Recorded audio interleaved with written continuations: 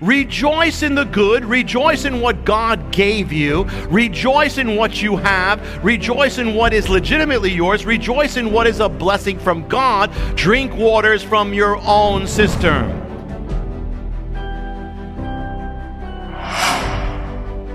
If you're complaining about ministering or doing God's will or giving up for God, you're not rejoicing in it.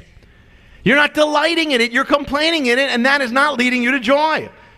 And you're not, and you're saying, listen, I'm doing it because I have to, but I don't really delight in it. What you're saying is, I really don't want to do it. What you're saying, you say, I'm like a slave. I have to do it. So the things I do in God, the things I do, I have to do what's good, but only because I have to. You're saying, I really don't want to. That's not it. If you're in God, you're doing His will, you're doing what's right, or you're not going into that sin, but you're not rejoicing in it as you're doing it as a drag, you're not getting it.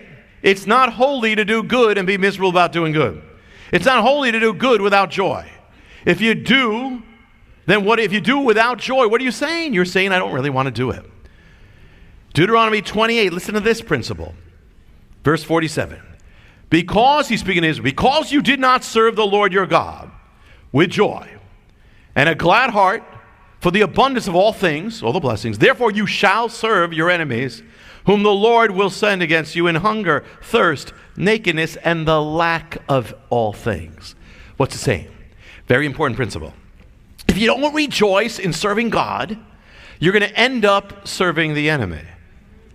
If you don't rejoice in doing right, you're going to end up in rejoicing in unrighteousness.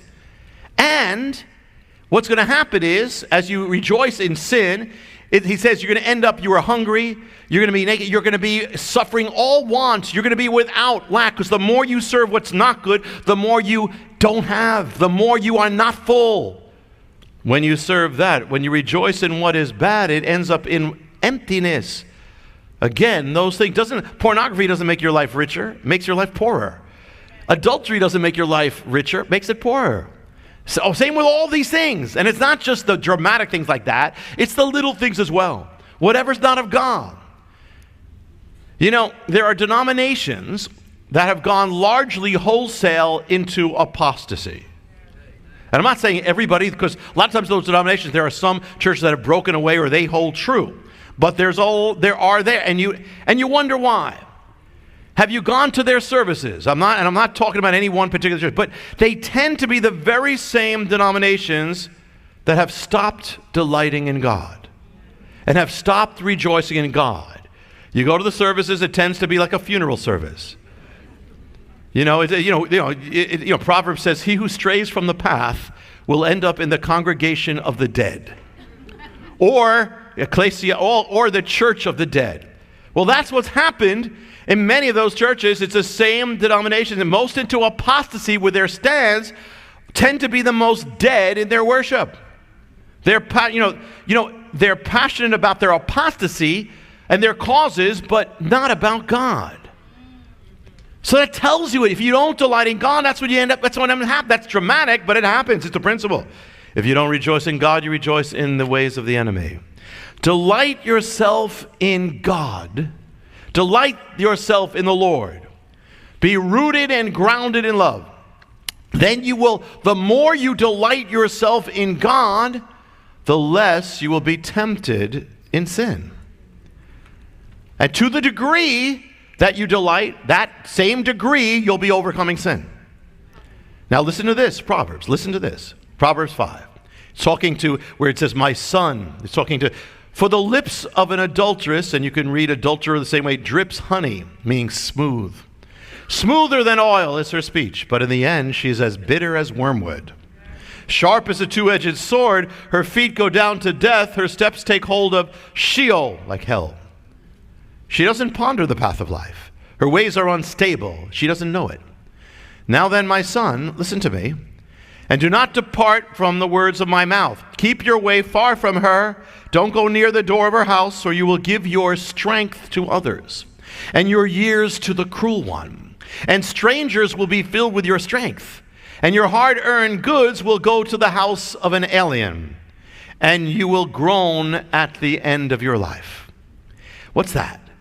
It's an example of delighting in what is not of God, adultery. And what's it saying? It says, well, at the beginning it seems sweet. But because it's wrong, it's going to end up working against you, harming you. The more you delight in it, the more it will destroy your life. Now, this is written thousands of years ago.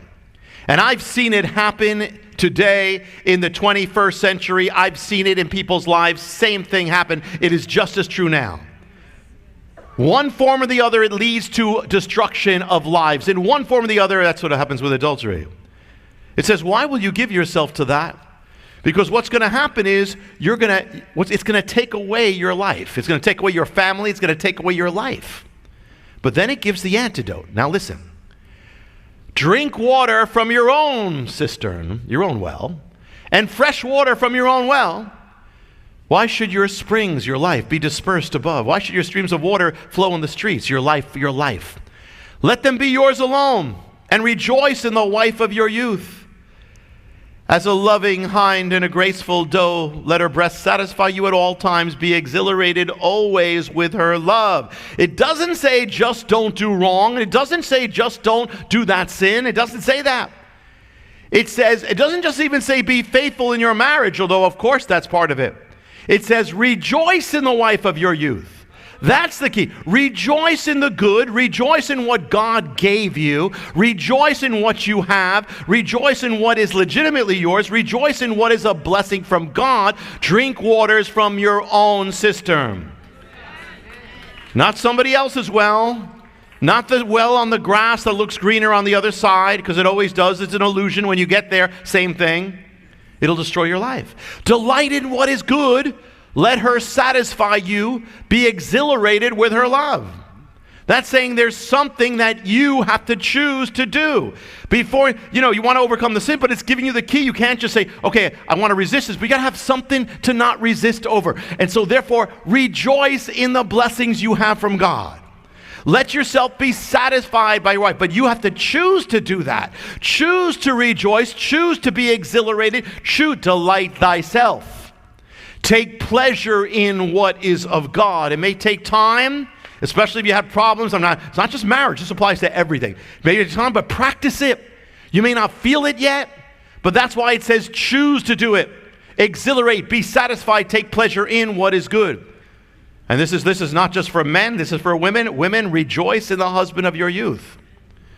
Your life will be blessed. I'm going to build you up. Rejoice in what is good. What has God given you? Rejoice in that. Don't rejoice in what is not and what's on the other side. Rejoice. If you're being pulled continuously to a particular sin, chances are you're not really rejoicing in the good God's given you. And so you're kind of rejoicing in that to fill you up. If you know something is wrong, stop delighting in it. Stop playing around with it. Stop flirting in your mind with it. Stop delighting with it. Comes up, cut it off.